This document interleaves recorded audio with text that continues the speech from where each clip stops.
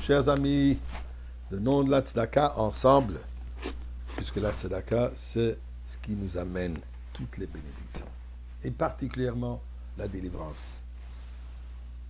Avec notre prière, que Dieu délivre, que Dieu libère déjà tous les otages, que Dieu protège les soldats, protège Am Israël, nous protège tous du mal qui est tellement répandu à travers le monde ces jours-ci, et que l'on voit déjà la Géoula. Hapitaron hayachid Mashiach ben David, comme ils disent en Eretz Israël. La seule solution, c'est la venue de Mashiach. Eh bien, prière, tzedaka, dvar Torah, c'est ça ce qui nous amène vers la Géoula. Il y a une histoire fascinante dans Melachim, Bet, où on nous raconte, chapitre 13, je vais vérifier exact, rapporté dans la Gemara Sanhedrin, où la Gemara discute les manières comment un cimetière doit être composé, qui peut être enterré près de qui. Pas rentrer dans tous les détails de la Gemara, regardez la Gemara, même Zayn, page 47, une longue discussion sur ce sujet. Parmi les choses que la Gemara rapporte l'histoire de Melachim, qui est arrivé durant l'époque des Rav Menevot, durant l'époque du prophète Elisha. Un faux prophète qui est mort, d'ailleurs qui s'est fait attaquer par un lion.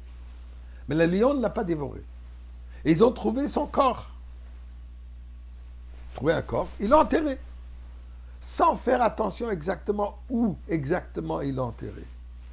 Et la Gemara nous raconte, comme c'est dit dans les Psukim, qu'il s'avérait qu'ils l'ont enterré à côté du prophète Elisha, au point où que les os de ce faux prophète a touché Elisha.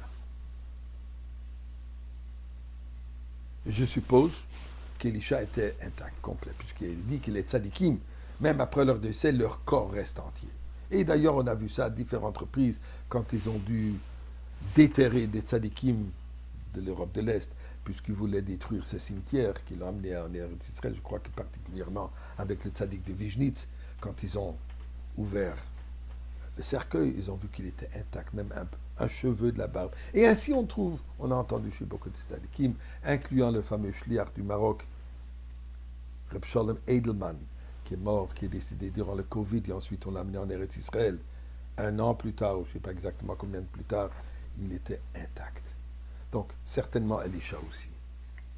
Mais l'histoire nous raconte, et la Gemara nous dit, que quand il s'avérait qu'il était enterré juste à côté d'Elisha, un miracle est arrivé. Il a ressuscité. Ce faux prophète est redevenu vivant. Qu'est-ce qui est arrivé avec lui plus tard? Ce n'est pas le sujet de maintenant. Mais tout simplement pour qu'il ne soit pas enterré à côté du tzaddik, à côté d'Elisha. Alors je me pose la question. On se pose la question. Qu'est-ce qui est arrivé avec la tête d'Esav? Nous savons que quand ils ont accompagné Yaakov vers Marat HaMarpela, Esav, il arrive et dit Marat HaMarpela, ça m'appartient. Dispute, Hushim. Un petit-fils de Yaakov qui était sourd-muet, il voit que tonton Esav fait encore des problèmes, il est parti, il a réglé son compte très vite, il lui a arraché la tête. Esav, donc, il a perdu la tête à propos de son enterrement. Mais qu'est-ce qui est arrivé miraculeusement? La tête, elle a roulé jusqu'à Marat HaMarpela. Et il est dit dans un endroit, il y a marqué de Reiche de Esav bego itfe di Yitzhak. Que la tête d'Esav s'est retenue, est arrivée sur la hanche de Yitzhak. Notre commentaire dit que c'est arrêté près des pieds de Yaakov, afin de montrer qu'il reconnaît que Yaakov est supérieur à lui.